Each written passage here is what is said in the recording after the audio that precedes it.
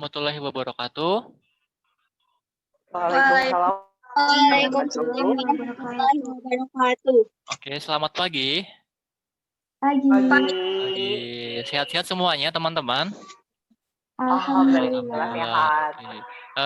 Hari ini kita ketemu lagi nanti dalam materi korosi, tapi sebelum kita belajar, kita mulai doa dulu ya, biar semuanya lancar. Berdoa dipersilahkan.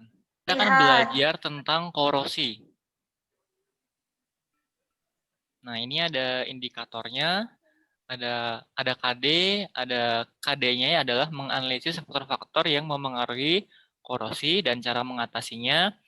Nanti indikatornya adalah kita diminta untuk menganalisis faktor-faktor yang memengaruhi korosi, kemudian menganalisis beberapa cara untuk mencegah korosi. Nah, untuk kegiatan KD 4-nya adalah mengajukan gagasan untuk mencegah korosi. Nanti indikatornya adalah kalian bisa melakukan percobaan mengenai faktor-faktor yang memengaruhi korosi.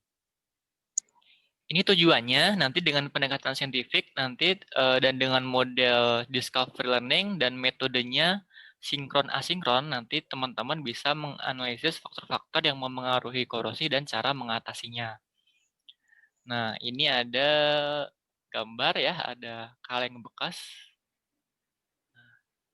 Mungkin teman-teman pernah melihat kaleng, baik yang bekas atau yang belum bekas. Kira-kira kalau kaleng dibiarkan lama di tempat terbuka, bakal gimana lama-lama? Berkarat. Bakal Berkarat. Oke. Pasti nggak sih? Pasti. Oke. Pasti. Oke, benar. Nah, ternyata ini benar. Oke, jadi jika dibiarkan di tempat yang terbuka itu dia pasti bakalan berkarat atau mengalami korosi. Ada yang tahu apa itu korosi? Tahu, Pak. Coba Korosi adalah kerusakan benda logam yang diakibatkan oleh faktor lingkungan. Oke, benar. Ada yang lain? Barangkali apa itu korosi? Kayak suatu proses pembuatan Pekaratan. suatu benda Oke. besi. Apakah cuma besi yang berkarat? Enggak. Ada. Logam ya? Logam. Kalau selain logam bisa nggak kira-kira? Kayu itu bisa nggak sih berkarat? Enggak. Enggak ya. Kalau kayu apa? Kalau kayu berarti dia melapuk ya. Lapuk. Kalau korosi ini adalah fokus untuk benda-benda logam dan biasanya adalah besi. Logam. Oke, ini ya. Korosi adalah termasuk reaksi redoks antara suatu logam dengan berbagai zat di lingkungannya yang menghasilkan senyawa-senyawa yang tidak diinginkan. Atau gampangannya adalah rusaknya benda-benda logam akibat faktor lingkungan. Nah, mungkin untuk sehari-hari kita ngomongnya bukan korosi ya, tetapi adalah karat atau perkaratan. Tapi kalau di sini di materi itu adalah korosi. Ini ada proses korosi. Pada korosi, terutama logam itu mengalami oksidasi. Jadi nanti logamnya mengalami oksidasi, sedangkan oksigennya atau udaranya itu dia bakal mengalami reduksi. Nah, contoh korosi yang paling lazim atau paling sering kita temui adalah korosi pada besi atau karat besi. Itu rumusnya adalah Fe2O3X2O. Jadi, gimana nih besi itu bisa berkarat? Nah, silakan nanti. Ada yang tahu kira-kira gimana? Oke, nanti untuk hari ini silakan teman-teman membuka Google Classroom-nya. Silakan nanti download LKPD-nya. Nanti silakan teman-teman lihat videonya yang di link, kemudian silakan coba kerjakan soal-soal yang ada di LKPD. Oke, mungkin gitu saja untuk awalannya. Terima kasih. Assalamualaikum warahmatullahi wabarakatuh.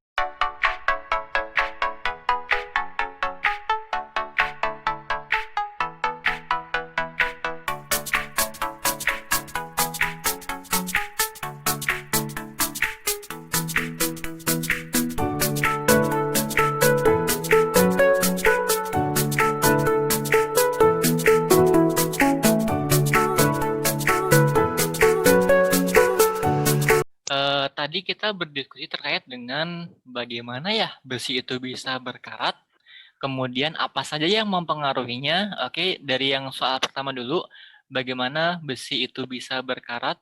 Coba kelompok 1 bisa menyampaikan hasil diskusinya. Mengapa besi berkarat?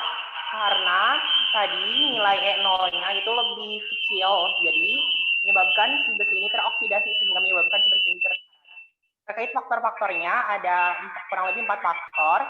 Yang Oke, pertama silakan. ada elektrolit, kemudian ada asam basa, selanjutnya ada air dan kelembaban udara, Oke, benar. lalu sifat elektrokimia.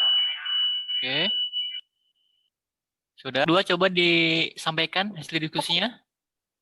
Ya, bagaimana besi bisa berkarat, yaitu karena sama Pak tadi, karena harga E0 dari besi lebih rendah daripada harga E0 dari oksigen. Oke. Lalu faktor-faktor yang mempengaruhi terjadinya korosi, yaitu yang pertama adalah air dan kelembaban udara, yang kedua asam basa, yang ketiga elektrolit, dan yang keempat adalah pengaruh dari elektrokimia, Pak. Oke, terima kasih untuk penyampaiannya. Oke, udah benar semua ya. Jadi bagaimana besi itu bisa berkarat? Kita coba lihat nih, ini ada prosesnya. Di anode itu ada besi F ya, F itu dia besi. Besi itu dia bakal mengalami reaksi oksidasi. Kemudian di katodanya itu dia ada oksigen dan ada H2O. Nah, mengapa besi itu yang mengalami reaksi oksidasi? Karena nanti kalau kita lihat harga E0-nya, nanti bisa dilihat di buku paket, itu harganya itu lebih rendah daripada harga E0O2. Sehingga nanti besinya yang bakal mengalami reaksi oksidasi. Apa saja nih yang mempercepat korosi? Nanti ada beberapa macam, tadi disampaikan kelompok 1 sampai kelompok 2. Udah benar. Yang pertama ada air dan kelembapan udara. Ini jelas, pasti. Dan cara mengecat, contohnya adalah jembatan, pagar, railing, itu yang sering kita gunakan dengan cara dicat. Tapi ini memang tidak semuanya bisa dicat ya. Yang kedua, bisa dengan cara melumuri dengan oli atau gemuk. Yang ketiga, bisa dengan dibalut dengan plastik. Tin plating, itu adalah pelapisan dengan timah. Nah, ini biasanya adalah kaleng-kaleng kemasan yang terbuat dari besi yang dilapisi dengan timah. Yang kesekian atau setelah tin plating ada namanya galvanisasi. Ini pelapisan dengan zinc. Contohnya pada pipa besi, tiang telepon, badan mobil, ataupun yang lainnya itu yang dilapisi dengan zinc. Yang dapat kita simpulkan dari pembelajaran hari ini adalah korosi adalah suatu sifat pengkaratan pada benda logam, yang mana korosi ini dipengaruhi oleh 4 faktor, yaitu elektrolit, Ya, benar. kemudian ada sifat elektrokimia, air dan kelembaban udara, dan yang keempat adalah permukaan yang tidak rata. Oke, terima kasih. Kemudian cara-cara untuk pencegahannya bisa dilakukan pengecatan ataupun pelapisan dengan logam lainnya. Faktor-faktor yang mempengaruhi proses korosi. Nanti dikerjakan, dipraktikkan di rumah, kemudian silakan buat laporannya minggu depan dikumpulkan. Begitu ya, nanti minggu depan. Pak. Ya, per kelompok minggu depan dikumpulkan, nanti minggu depan kita coba hasilnya bagaimana kita diskusikan lagi. Oke, terima kasih untuk perhatiannya. Assalamualaikum warahmatullahi wabarakatuh. Waalaikumsalam warahmatullahi wabarakatuh.